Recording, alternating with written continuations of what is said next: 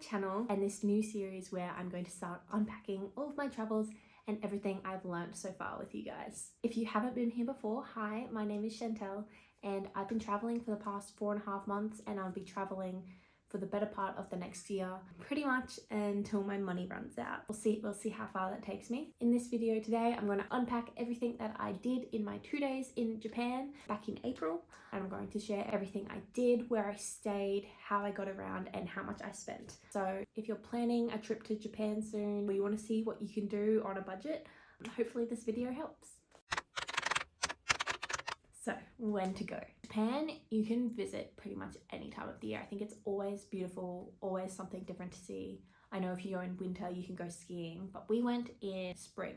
So about mid-April is when we went, and in my personal opinion, and I think many others, spring is probably one of the best times to go to Japan, especially if you get there from that end of March to early April period is the cherry blossom season in Japan. It's all those beautiful pink flowers that you see, the cherry blossoms, and they bloom for only a really short period of time, so only about a week or two I think it is. You've got to be lucky to line up your dates if you go to get it right on cherry blossom season, usually about the 1st of April I think they are there. Unfortunately we got there about the 20th to the 22nd I think of April. We just missed all the cherry blossoms in bloom, which is really unfortunate. There were a lot of bare empty trees when we went, but that's all right. It was still beautiful, perfect weather. Couldn't have asked for anything better. Lots going on. We went end of April. It was probably slightly cheaper than if we'd gone 2 weeks beforehand. If you're planning to go and you go in April and you just miss the cherry blossoms because they bloom early or late or whatever it is, don't stress.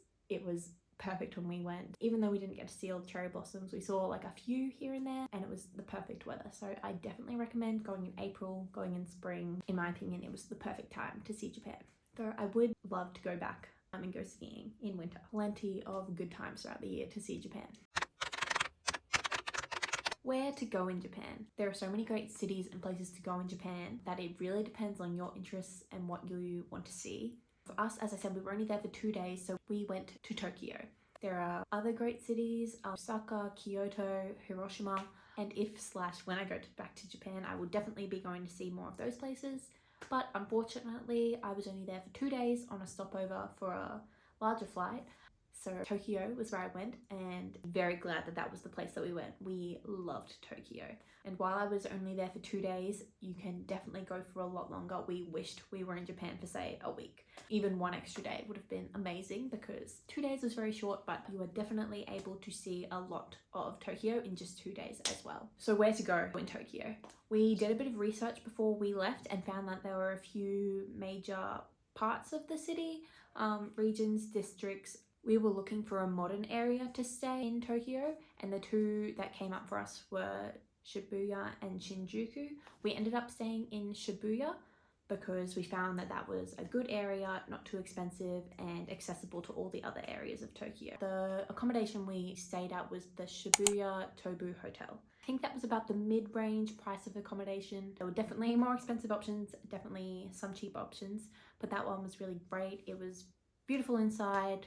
No issues. They had a great bathroom. That's kind of all we needed. We weren't looking for anything special. We were only there for 2 nights, so we didn't need a kitchen, but we found that area to be really great. It was right near the Cherry Blossom Park and not too far from the train station either, which was really good.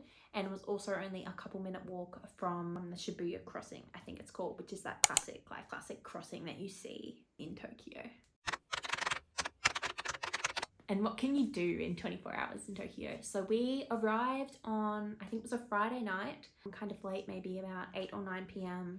Went through customs, all that, caught the train in and walked from the train station to our accommodation. That was super easy, and then we just stayed in our accommodation that night. We didn't go out. We were tired from the travel. We got dinner on the plane, so we weren't too hungry. Went to bed and then woke the next morning ready for 2 full days in Tokyo. We started off that morning, we went down classic, we went to a 7-Eleven. Highly recommend. I'm sure everyone knows 7-Elevens in Japan are amazing. So we went to a 7-Eleven, got a lot of things for breakfast, tried out a few cool little sweets and treats. So that was really fun. And then we took those treats to the Cherry Blossom Park, which I mentioned was right near our accommodation. Found a seat there. There weren't many seats in the park. We found that interesting. Everyone was walking around and whatnot. Ate our breakfast there and then walked around the park until I think it was 11:30. We had tickets to go up the Shibuya Tower. You can go up and see a beautiful view of the skyline. We went up the Shibuya Tower because it was right near where we were staying and it was really cool. We got to take some nice pictures, see the view. But if you are looking to do something like that, you do need to buy your tickets in advance. I think they go on sale about a month before each date. I think we spent about an hour up there and then went on our way down and we went to find a place for lunch. We went and got some udon noodles, delicious. They did only accept cash though there. And because we were only in Tokyo for 2 days, we didn't take out any cash. We took out euros because we were going to Europe straight after. So I had to run to an ATM, get some cash out. Instead of getting 5,000 yen, which is like $50, 50 Australian dollars out, I accidentally took out 50,000, which was $500.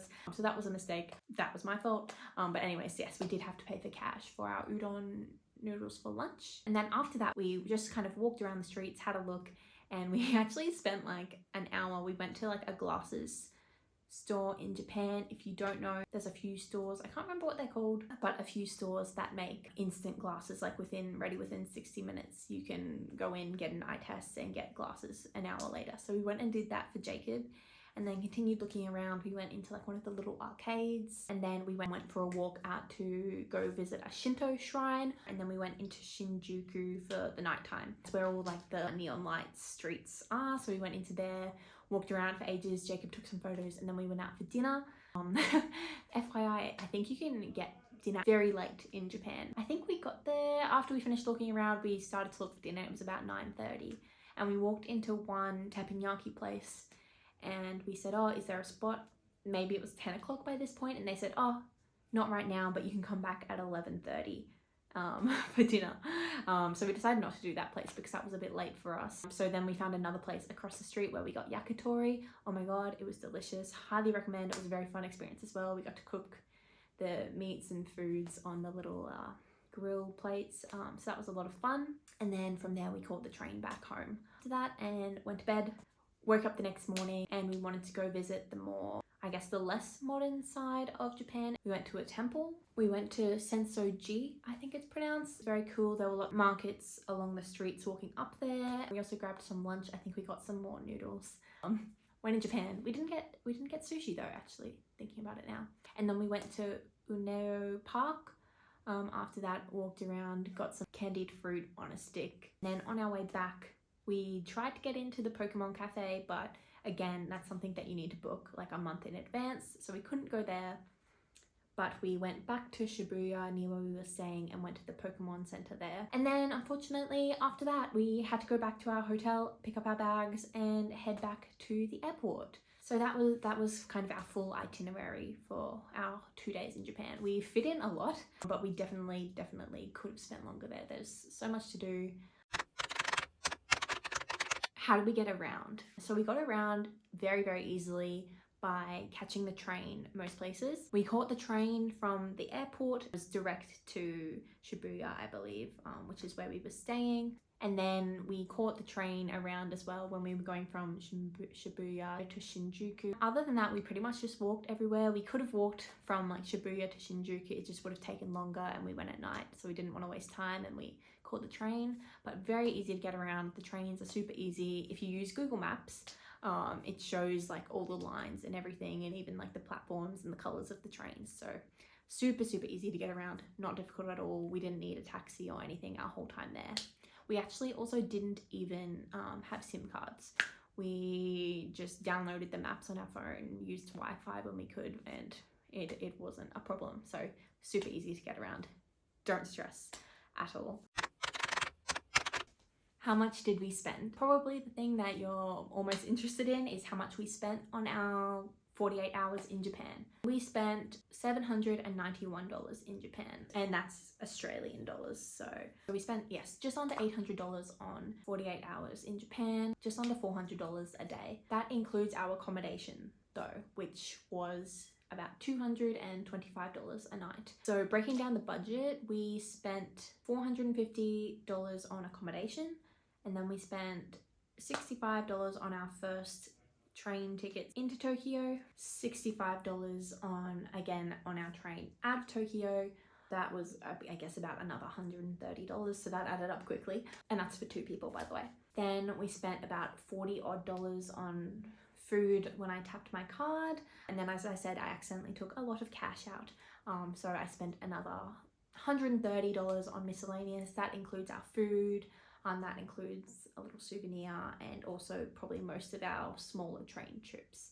And the Shibuya Sky tickets, I think they cost $45 for 2 tickets as well. So all up, we spent, yes, $791 in Tokyo, averaging about just under $400 a day. Spending money wise, especially if you're not including the trains, I think we spent less than $100 a day, and that includes activities, food, souvenirs, treats, snacks, all of that. We definitely weren't budgeting at that point in our trip. It was our first 2 days.